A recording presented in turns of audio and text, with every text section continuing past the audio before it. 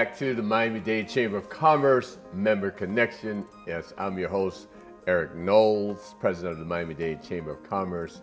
And yeah, I'm excited. You know, as I say, when we support and build black business, it's exciting each and every day, the work that we do at the Miami-Dade Chamber of Commerce, and today is no different. Having an amazing young lady with us today, Miss Sabine DeSources. How are you? Great. Thank you for having me. Absolutely, absolutely. Lavish touches. Yes. And you know, Sabine, you've been engaged with the Chamber for a while. I know when the pandemic hit, and here we are in 2023, and we're saying we're obviously coming out of the pandemic. COVID's still around. People are still getting getting sick from COVID, but we've learned to pivot. And you have a very interesting story. Mm-hmm. So let folks know who you are before we go into what it is that you do. I'm a native here in Miami, Florida. So I grew up, even went to college here at Miami-Dade. My parents are of Haitian descent, so my sister and I were like first generational Americans born here. And so our parents, they, pressed upon us that education was necessary and important. And so we didn't have the luxury of other students of like not taking our classes seriously. And so because of that, I was top of my class. Okay. And then when I did transition to college, the goal was to be a doctor, but chemistry kicked my butt. So I think it kicks most of us butt.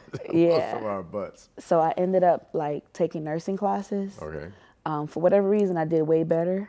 And then on the side, because my mom, she's diabetic, I would massage her feet because she would experience like neuropathy symptoms. Right. And so regularly massaging her, I knew in the back of my mind that was something that I would do on the side or whatever. And so I did take an alternative medicine course at Miami-Dade with the late Dr. Seaman, and massage was one of the modalities that was discussed. Okay. And so I looked into it. At the time, it was National School of Technology. They were offering it for $10,000. I looked everywhere else, and it was a high price for attending massage school. And at the time, also, I was working at the student life department, and so I would do a lot of student activities. And this particular activity required me to be interviewed by the new student center. At the time, it was Magda. And so she was asking me what my endeavors were, and I mentioned the massage, and she goes, "We just opened a massage program." So 20 years ago, I was the first graduating class. Oh, wow. At Miami-Dade. Okay. And so that's... Here we are sitting in Miami-Dade studio now, so correct. That's full circle, I guess. Right, right. So that kind of started the career path for me for massage. Okay. So lavish touches. I know as I was reading your bio, we talk about skincare, obviously, and massage therapy. And so 20 years ago is when you, I wouldn't say fell into this whole massage industry, very large industry. And here you are now. And where did the skincare kind of slip in? So as I'm in my career, I've worked in different settings. So I was in a chiropractor setting and then the spa setting. In the spa setting, they had other estheticians there. And I watched the estheticians just because they would apply product on people. Whatever they would recommend, the people would buy. And so I was like, they're doing less work and making most of the money. So let me go into skincare. Okay. And so I attended Lindsay Hopkins' facial specialist program in 2012. And so that led that path for that. Okay, so what are the benefits of, we're going to get back to the skincare, but the benefits of massage therapy? So with massage is 3D in the sense that people see the physical, but they don't also understand that it's emotional and spiritual. Okay. And so, I never heard that in reference to yoga, but never heard it in reference to massage. correct. So when you learn massage, you learn all three aspects. Okay. Which is why you have yoga is like an alternative, like that pathway where you have your Reiki specialists, you have craniosacral therapy. So that spiritual side of massage, like they call them healers. Okay. I don't consider myself a healer. I'm just a point of contact for God to do the healing. Okay. So the benefits of massage is stress relief. If you have a job that you're doing kind of repetitive movements, so it'll help alleviate muscle tension, pain management, and also mental clarity. So there's a lot of benefits to massage. And I know a lot of masseuse. Massage therapist. Okay, thank you for the correction. Not masseuse? No. So what's the difference? We don't do happy endings. We have lobbyists who fought for us to get the name massage therapist because we work alongside. We're like an allied health I don't professional. know if y'all heard that, but anyway. So we are allied health professionals. So we Okay. take a state exam, just like doctors and other nurses, anyone in the health profession. So, Right. so it's a lot of extensive anatomy and physiology involved, Right. understanding of the body and the makeup. So disease pathologies and stuff. So yes. Okay. So and again, I know that a lot of massage therapists, they have mobile massage businesses in which they go into businesses and they have their chairs, they have their tables, and we're going to be taking a break in a little bit, but I don't want to. I want to get into that. But again, I understand. You know, you talked about your parents and how important education was for you and your sister, and I think that's most parents. They want their children, you know, to pursue higher education. And you talked about getting into the business, but deep down, what really drove that desire to be in business for yourself? That's a whole nother, you know, I always talk about it having the back of your house together. Mm-hmm. It's one thing to be great at what it is that you do, but then the business side of that, making sure that, you know, you're registered with the state, you're registered with the county and the municipality that you're in. Because I know you've been on the Zooms with us where we have encouraged businesses when the pandemic first hit and getting PPP and EIDL and all those things, but it's having the back of your house together. It's one thing, as I said, to be great at being a massage therapist, but being that business person to make that dream or that idea to come true. But we'll get back to that. We're going to take a little break. A word from one of our sponsors. We'll be right back. Learn and earn today at Miami-Dade College. College graduates earn 56% more than high school graduates and $1 million more in lifetime earnings. A degree from MDC is your path to greater earning power and career success. Choose from hundreds of affordable high-tech and in-demand career programs, including cybersecurity, artificial intelligence, business, and nursing. Learn and earn today at MDC and fast-track your career. Enroll now at mdc.edu/purpose. Hey, and welcome back to the Miami-Dade Chamber of Commerce Member Connection. This is your host, Eric Knowles, and we are here with Sabine, the Sources and Lavish Touches. And, you know, it is such a pleasure because you are like probably, you and your sister. Yeah. I mean, you guys are big supporters of the Chamber. But the one thing that you understand, being a big supporter of the chamber, is that we are a big supporter of you Yes. and being in business. And before we took a break, we talked about the back of your house and running a business. It's one thing great to, have this dream and have an idea and have a skill, being a massage therapist, being a esthetician, skincare specialist. But then when it comes to running the business, and while we were on the break, you said, when you first started, you were good at what you did, but you didn't have the business side together. Correct. Talk about that a little bit. Tell your audience about that. So with massage and skincare, there's two types of therapists and skincare specialists. You have those who do it because they love it, and then those who understand the business of it. If you didn't come into the skincare or massage with the business mind, you're just doing it for the love of it, you ain't making no money. Okay. And so those types of people will be working for someone else. Okay. Gotcha. They don't have the interest in having their own business. They're passionate about what they do, and they just want to serve people. Okay. And so the pandemic for me was like a wake-up call, only because prior to the pandemic, I was teaching. And so I was helping students, understand with the digital side of it, but I was never digital. I didn't care for it, but then having to pivot to a digital platform kind of woke me up. And then my sister connected with the chamber. You guys were like her lifeline. And so I would sit and listen to some of the conversations that you guys were having, right? I remember that.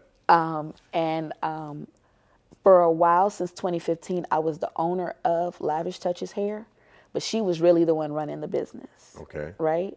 She was always independent, so she has the business mind already. She can't work for nobody. Right? And so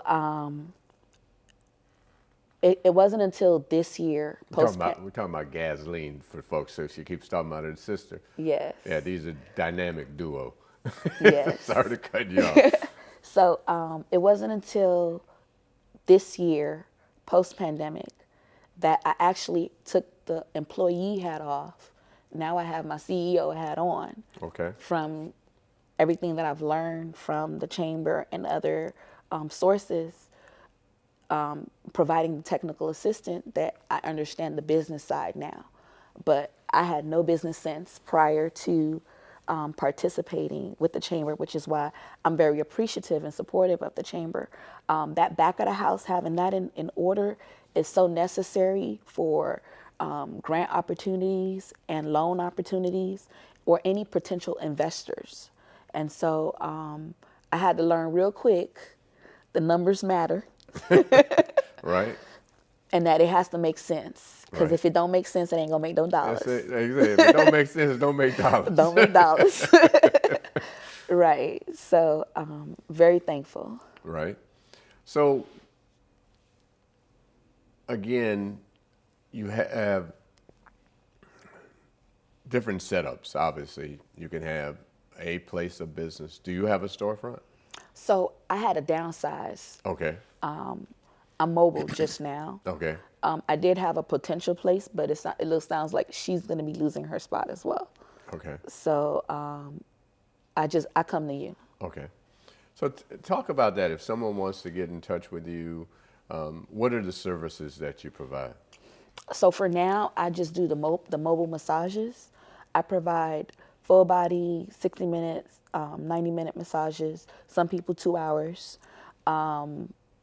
The price ranges are from starting at $150 to about $200 for the hour, and then $200 to $250 for the 90-minute services. I also do, so you kept saying lavish touches, right? Right. But from everything that I've learned from the chamber and the different classes, I rebranded in June, and so I'm going by the Source Therapeutic Touch now. Okay.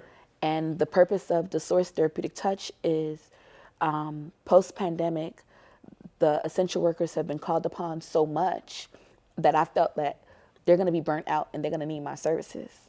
Makes sense. And so I did some curiosity questions where I actually interviewed essential workers to find out about, what are some of the challenges that they've been experiencing since the pandemic. And a lot of them echoed the same assumptions that I have, that they're underpaid, underappreciated, having to do the work of the patient ratio 4-to-1. And so they don't have the morale to work as before, right? Because they don't feel like the job sees them, right? Mm-hmm. And so that kind of piqued my interest that, you know what, chair massage in the workplace is necessary. Mm-hmm. And so I reached out to Jackson Health. Okay. So I'm going through the process of becoming a vendor with them. Okay. I'm already a vendor with the county as well as the public school system. Okay. Because let me ask you this. Yes. Were you before you joined the chamber? No, sir. We talk about getting certified with all these organizations. Correct. All the time. So I'm sorry, go ahead, finish. Yeah. So prior to, I wasn't, but I am now. Okay. And the reason why is to position myself to be able to provide the chair massage services for those different entities. Okay. So I am starting off with the healthcare system, and then eventually going into public works, and then the public school system. Because all of those essential workers, they serve our community, and they are stressed out. Right. And I feel like, and I know that because of the whole mental health awareness that has been happening, that my services will be beneficial to them. Okay. So for, how do you charge when it comes to, like you say, going into a place of business and providing service to the employees? How do you go about charging for that? Is it per employee, or is it for the time that you're there? How do you do it? So I'm learning to ask what their budget is. So I go according to their budget. If they don't have one, mm-hmm. the starting rate is still $150, okay. And it's $150 per therapist. Because if I have to bring another therapist in, I'm paying them for their time. So okay. I already considered the overhead and the tools needed to bring them in. So it'll be $150 per person, and that's just for 1 hour. But I'm requiring now minimum 2 hours. Mm-hmm. And then it depends on how many people that they have in staff. So I'm trying to figure this out in my mind. So $150 an hour. Mm-hmm. So you can and how much time would you spend with an individual in the office? So it depends again on the staff that they have. Mm-hmm. So comfortably, if it's a staff of 4, mm-hmm. I can give each person 15 minutes in that hour. Okay. If it's a larger staff, then the time frame gets shorter. Or the price increases. Exactly. Exactly. Okay. I'm doing some adding up in my head. Beverly, I'm doing some adding, Beverly. Correct. So as I'm adding, Beverly, we're going to have Sabine come into our office and do some massage therapy. So we'll figure that out. Thank you. Oh, absolutely. You know, you've been, like I said, you and Gasleen have been such major supporters of the chamber, and, you know, it's about giving back as well. So I want to thank you for all that you do and helping us grow the chamber. So if someone wants to get in touch with you, how do they do that? The best way to get in touch with me is to call me, 786-227-0614. Again, the best way is to call me. I'm working on the whole digital social media platforms. Okay. So I'm not going to shout out any right now, though I do have some. It's not perfected. So. Okay. But you're working on it. Working on it. And what's that number again? 786-227-0614. And I just want to let you guys know that the technical assistance that is provided by the chamber is so beneficial, and it's for free, y'all. Can't be free. Okay? And it's quality. So do join the chamber. You will get your money's worth. It is a great investment. So if you want to know more about the chamber, call us at 305-751-8648, m-dcc.org. This has been the Miami-Dade Chamber Member Connection.